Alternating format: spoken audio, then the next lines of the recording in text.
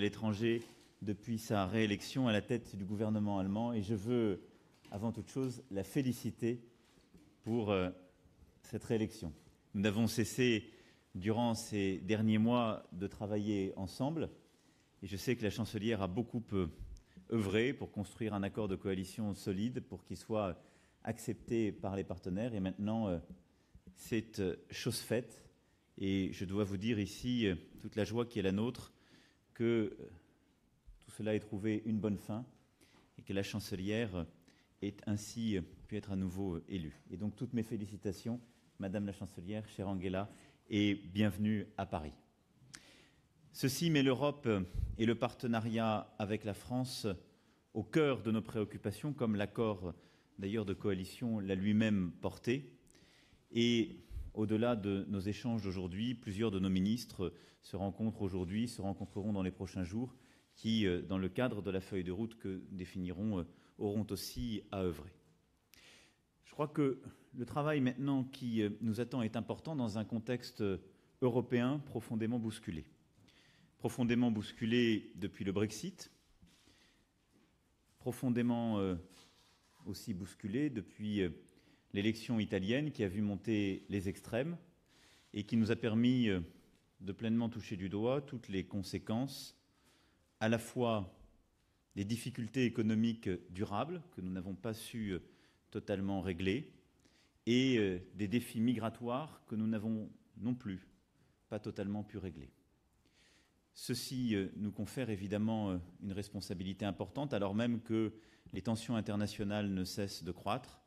Et je veux ici, et nous en parlerons évidemment longuement avec la chancelière, avoir évidemment un mot de solidarité pour nos amis britanniques et redire ici toute la solidarité des alliés à l'égard de la Grande-Bretagne qui a subi une attaque sur son sol, redire ici que nous condamncette cette ingérence russe et ce qui s'est passé, puisque tout porte à croire que c'est bien la Russie qui a conduit à ces tentatives d'assassinat, et réaffirmer aussi notre volonté commune, et nous l'avons constamment portée ces derniers mois comme ces dernières années avec l'Allemagne, d'interdire, de poursuivre toute forme d'utilisation d'armes chimiques, quelles qu'elles soient, conformément à nos engagements au sein des Nations Unies comme de l'OTAN. Notre responsabilité, donc, dans ce contexte, est extrêmement importante. J'entends, là aussi, les commentaires de doute ou de résignation, ceux qui toujours veulent guetter l'échec ou la division. Je crois que nous sommes, l'un et l'autre, pleinement conscients de notre responsabilité aujourd'hui. Pendant de longues années, l'Allemagne a attendu que la France conduise ces réformes. La France les a faites ces derniers mois, dans des circonstances inédites et avec volontarisme, et nous continuerons à les mettre en œuvre. Pendant de longues années, l'Europe a attendu que le couple franco-allemand avance et propose, avec la force qu'il a historiquement su trouver à chacune des grandes étapes de l'Europe. Nous y sommes prêts. Et c'est donc cette étape qui est désormais devant vous. Il y a 6 mois, j'ai fait des propositions. Nous avons beaucoup discuté avant celle-ci ensemble. Nous avons beaucoup discuté depuis. Il est indispensable aujourd'hui que nous puissions ensemble construire cette ambition nouvelle. C'est cela, notre tâche, d'ici au mois de juin, sur l'union économique et monétaire, et en particulier la zone euro, notre capacité à réarticuler, responsabilité et solidarité, sur la politique migratoire, la politique de défense, la politique commerciale, mais aussi nos politiques de recherche, notre culture, sur la politique éducative et l'essentiel des grands domaines que nous avons pu ensemble définir. Nous proposerons une feuille de route claire, ambitieuse pour cette refondation d'ici au mois de juin et nous y mettrons l'énergie requise. Au-delà de cette feuille de route européenne, il y a bien entendu la relation bilatérale et nous avons, il y a plusieurs semaines, réaffirmé notre volonté commune d'avancer aussi sur un nouveau traité de l'Élysée, un traité conjoint. Et c'est aussi ce chapitre bilatéral sur lequel s'est toujours construit notre ambition européenne, que nous allons travailler, dont nous allons discuter ce soir. Vous l'avez compris, s'ouvre donc aujourd'hui une page importante où, durant le trimestre qui vient, nous aurons beaucoup à faire, non seulement pour prendre des décisions de court terme, mais aussi pour dessiner des perspectives de moyen et long terme indispensables pour notre Europe, et sans doute plus indispensables aujourd'hui encore qu'il y a quelques mois. En tout cas, Madame la Chancelière, chère Angela, vous savez combien j'y suis prêt et combien j'attends ce travail conjoint. Et je veux vous dire donc une nouvelle fois, bienvenue ici à Paris et surtout bravo pour ce gouvernement ainsi formé et la confiance du Parlement obtenue.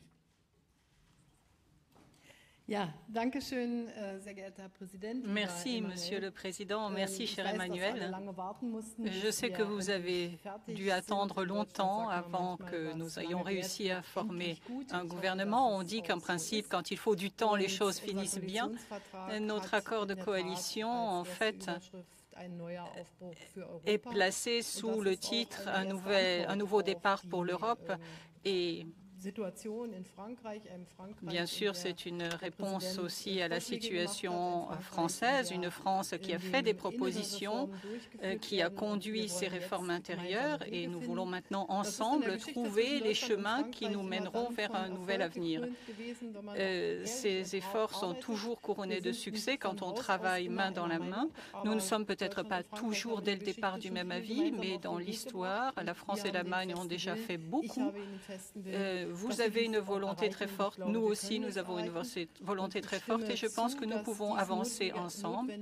Je pense qu'il est plus nécessaire que jamais d'avancer ensemble. L'Europe doit agir dans une situation géopolitique où le multilatéralisme est de plus en plus menacé et où beaucoup d'activités mondiales doivent être revues.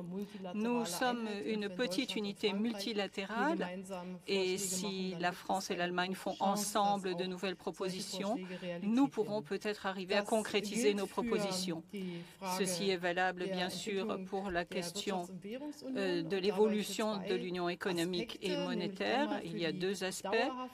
Tout d'abord, la stabilisation durable de l'euro et deuxièmement, l'amélioration de notre compétitivité internationale. Cela se situe dans le cadre de l'innovation, qui est bien sûr très importante. Beaucoup de pays dans le monde avancent très vite en matière d'innovation. Cela concerne aussi la politique d'asile de l'Union européenne. D'ici le mois de juin, nous devons absolument arriver à une solution. Tant qu'il y aura des réglementations différentes dans les États européens, nous n'arriverons pas à réaliser notre objectif. Nous devons avoir une stratégie commune pour l'Afrique, nous devons assurer la sécurité des frontières extérieures. Nous avons fait des avancées considérables, mais il faut continuer à nous concerter. Nous avançons sur une nouvelle voie et nous avançons avec beaucoup d'enthousiasme. En tant qu'Européens, nous serons imbattables si nous ne nous laissons pas diviser dans nos relations géopolitiques. Et on s'aperçoit que c'est bien sûr très nécessaire, qu'il s'agisse des relations commerciales ou de la loyauté, de la concurrence avec les pays en développement. Nous avons un Conseil européen très important en juin. Nous en avons un d'ailleurs la semaine prochaine à Bruxelles où nous définirons une étape intermédiaire. Je voudrais donc que nous fassions un petit conseil des ministres franco-allemands de taille réduite, mais pour pouvoir préparer le sommet européen du mois de juin, par exemple avec les ministres de l'Intérieur, les ministres de la Défense, qui sont impliqués aussi dans cette politique de défense commune où nous avons fait des avancées, et puis bien sûr les ministres des Affaires étrangères. Ainsi, nous pourrions, avec notre gouvernement, qui est un gouvernement de coalition, vous donner une idée d'ensemble de ce qu'est la nouvelle politique allemande. Nous voulons aussi travailler avec beaucoup d'engagement sur les relations bilatérales, évidemment la révision du traité de l'Élysée, trouver des réponses adéquates aux grands défis mondiaux. Et en ce qui concerne aussi la fiscalité, nous avons des intérêts communs très importants. Il faut souligner que nous savons répondre au niveau européen aux grands défis, en particulier de l'impôt sur les sociétés. De mon côté, et nous avons beaucoup travaillé sur ce sujet en franco-allemand avec la Grande-Bretagne et avec les États-Unis. Nous faisons preuve de la plus grande solidarité avec nos amis britanniques quand il s'agit de cet attentat de Salisbury au gaz neurotoxique. Nombreux sont ceux qui pensent que la Russie est coupable et je pense que c'est bien que le gouvernement britannique ait posé ce problème au plan international pour que l'on ait un maximum de transparence. C'est une situation extrêmement difficile et nous allons bien sûr en parler dans nos entretiens pour savoir quelle serait la réaction la plus appropriée. Donc, je pense que nous avons beaucoup de pain sur la planche. Beaucoup de temps s'est écoulé ces derniers mois, mais nous avons quand même tout fait pour pouvoir continuer à gérer les affaires. Le ministère de l'économie et des finances se sont rencontrés aujourd'hui à Paris et mon gouvernement est vraiment prêt à travailler étroitement avec le gouvernement français. Je me réjouis de cette nouvelle coopération. Je vous remercie de vos félicitations. On a attendu longtemps et maintenant, on va pouvoir s'engager sur le plan des affaires extérieures. Merci beaucoup.